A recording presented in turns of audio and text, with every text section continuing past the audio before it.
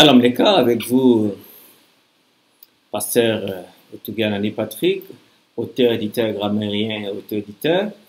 Dans cette rubrique, les mots de la Bible, nous avons un thème important, chronologie, dans la rubrique les mots de la Bible. Alors, chronologie, nous vient du grec chronos, qui signifie simplement, ici, simplement temps, durée, ce que nous pouvons voir est logos, science, discours de la durée des temps. Alors, c'est une science qui cherche donc, n'est-ce pas, à fixer les dates des événements historiques. Mais, néanmoins, le Nouveau Testament indique fréquemment des chronologies relatives. La 15e année du principat de Tibère, dans Luc chapitre 3, verset 1, après 14 ans, dans la chronologie de Paul, qui a eu beaucoup de révisions, Galates chapitre 2, verset 1, durant 2 années, Actes chapitre 28, verset 3, cette fixation des dates dépend de la date à laquelle se refait l'événement dont il est généralement question. Donc, les chronologies ne sont pas toujours absolues, parce que dans l'Antiquité, c'était toujours difficile, parce que chaque empire avait son système de compute. En certains cas, par exemple, pour le 3e jour, l'auteur veut non seulement préciser une date, mais indiquer par ce nombre que l'événement est décidé dans le dessein de Dieu. Ça, c'est très important à comprendre. Alors, la chronologie donc absolue est fort difficile à préciser, mais elle est parfois établie en une année près. C'est pour ça que vous allez voir 48, 49, 606, 605 dans la plupart des commentaires bibliques. La naissance de Jésus est fixée d'ordinaire à partir de 2 faits. 1. Vous avez la mort d'Hérode qui eut lieu en l'an 4 avant Jésus-Christ. Et le recensement, n'est-ce pas, de Quirinus que l'on peut fixer, n'est-ce pas, en l'an 7 ou à 8 avant Jésus-Christ.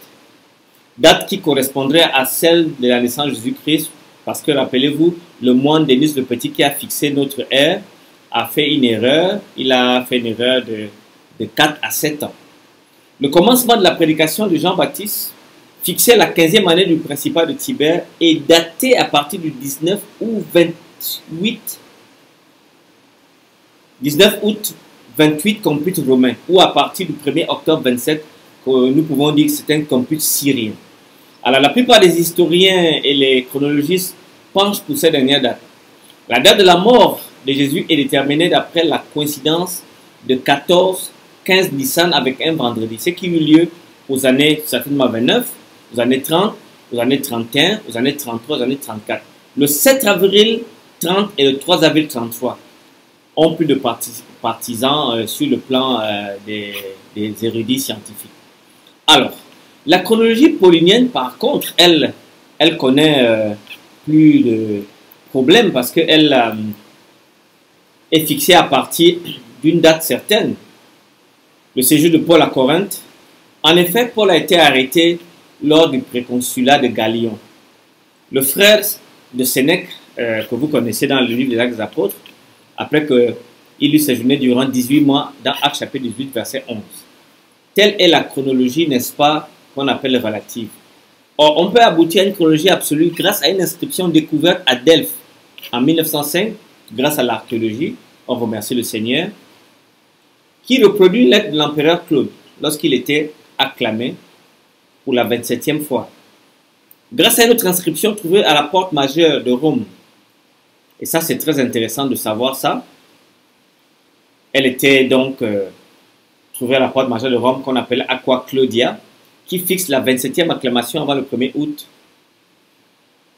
52. Grâce à la 3e inscription trouvée à Kis en Carie, qui fixe la 26e acclamation pendant la 12e année du règne de Claude, qui est fixée au 25 janvier et le 1er août 52. Comme en vertu d'une décision de Claude en 42, les procurateurs entrés en charge au mois d'avril avec la nouvelle lune. On estime que Gallion était déjà en charge à Corinthe en avril 52. Si donc Paul a été traduit devant le préconsul, le proconsul, après avoir séjourné 18 mois à Corinthe, et comme il devait s'embarquer en été avant la mauvaise saison, Paul dut vraisemblablement arrivé à Corinthe vers la fin des 50 et à repartir en août ou septembre 52. Alors, des raisonnements analogues nous permettent de dire que Paul a quitté Césarée pour Rome durant l'hiver 59 à 60, au début du procuratorat de Festus. Il est plus difficile de dater la conversion de Paul néanmoins, mais d'après Galates 1,18, Galates 2,1, elle remontera à 14 plus 3 années avant le concile de Jérusalem entre 48 et 49. Selon le compute juif, une année commencée vaut une année entière. L'intervalle donc est ramené à 12 et demi plus 1 et demi.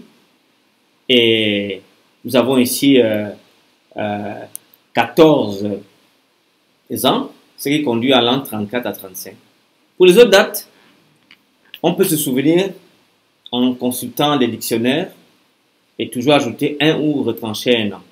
Alors, qu'est-ce qu'on peut faire de l'application de ce problème de chronologie de l'Ancien et le Nouveau Testament? On doit comprendre que les peuples de l'Antiquité n'avaient pas un système uniforme de chronologie. Leurs idées étaient fort différentes des nôtres. À l'inverse des modernes, ils n'exigeaient pas une méthode chronologique précise et immuable.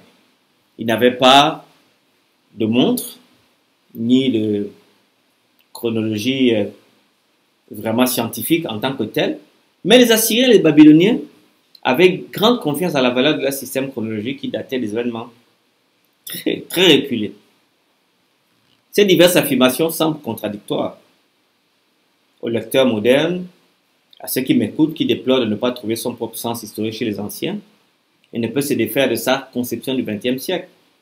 Avec nos montres et nos choses atomiques que nous avons, nous pouvons calculer le temps à la centième de minute précise.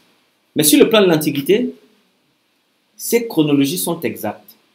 La chronologie moderne utilisa l'ère comme point de départ qu'à une époque relativement récente. Les Hébreux, pendant une brève période, prirent la sortie de l'Égypte, n'est-ce pas?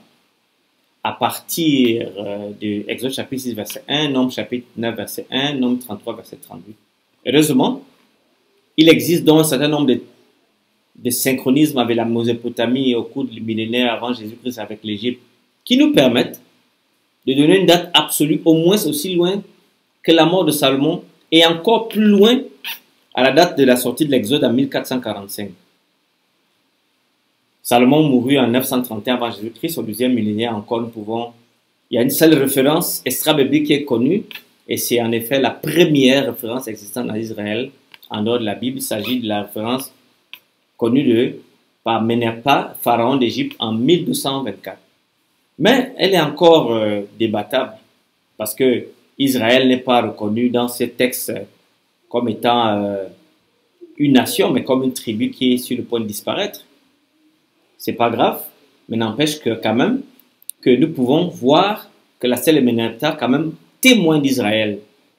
Cela signifie qu'avant la période du royaume, toutes les datations bibliques doivent être calculées à partir de l'écriture seule, sans preuve externe spécifique par rapport auxquelles vérifier les résultats souvent est difficile. Alors, ceci conseille une prudence qui fait souvent défaut aux savants de toute tendance théologique et même aux croyants chrétiens qui se mettent souvent en colère lorsque des dates problématiques sont données ou contredisent peut-être un peu leur foi. Il faut faire une différence entre la foi et les chronologistes. Alors, restons connectés parce que le thème de la prochaine vidéo, ce sera sur le mot chute. Que le Seigneur vous bénisse. Shalom. Shalom.